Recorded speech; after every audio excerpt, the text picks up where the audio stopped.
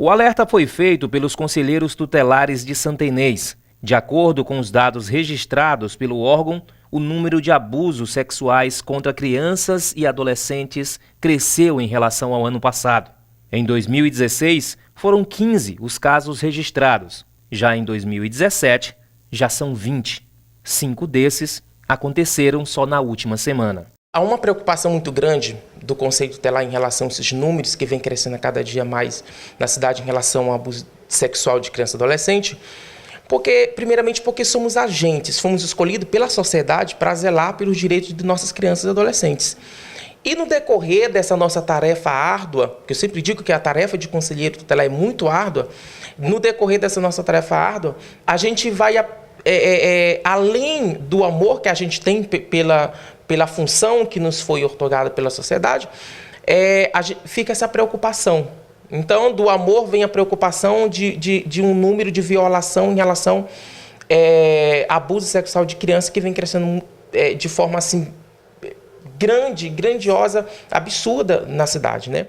Ainda de acordo com o Conselho, esses números podem ainda ser maiores do que os registrados, uma vez que, em muitos casos, o abuso acontece entre familiares e o medo e a vergonha acabam se tornando barreiras para que a denúncia não seja feita.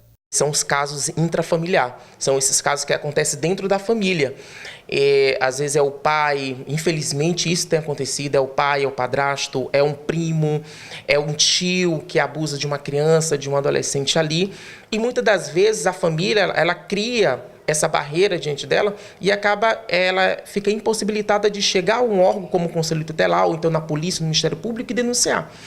E esse constrangimento que eles têm, esse medo que eles têm, porque o violador, o abusador, ele sempre ameaça. Ele sempre vai praticar o abuso sexual na base da ameaça. Ele ameaça a criança, ele ameaça o adolescente e, às vezes, a família fica com medo. Mas eu sempre reforço, nós sempre temos dito para as pessoas o seguinte, quem tem que ter medo, quem tem que ter vergonha de tudo isso, não é a família. Tem que ter vergonha, tem que ter medo, é o abusador, é aquele violador que está abusando e que está violando um direito da criança. Os conselheiros alertam também para a falta de políticas públicas de prevenção. É o que diz o Herbert Silva. Nada é feito hoje aqui em Santa Inês em relação a um trabalho preventivo pautado nessa questão do abuso sexual de criança. Todos os órgãos, sem exceção, todos os órgãos, sem MDCA, CRAS, CREAS e os demais órgãos responsáveis para trabalhar com essa prevenção, que são órgãos de efetivação de direito, não estão mobilizados para trabalhar com essa prevenção. E isso nos preocupa muito, porque o Conselho Tutelar, ele não é um órgão de efetivação, nós não efetivamos direito, nós zelamos por direito. É o que está escrito, bem explícito, no artigo 131 da Lei Federal. Então, nós somos um órgão que zela por esse direito e não efetivamos o direito. Quem efetiva o direito é o poder público, são os órgãos responsáveis por essas efetivações.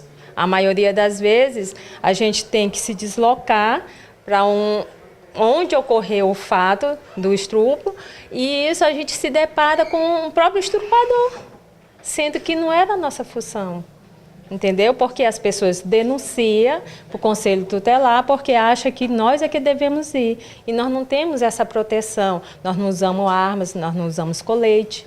Então, isso é uma função da polícia mesmo, né? Que é um dos órgãos que são companheiros da gente. A gente sabe da dificuldade deles também, mas o que a gente quer é uma atenção maior desses órgãos, dessa proteção, porque muitas das vezes a gente tem que fazer a nossa parte e a parte deles.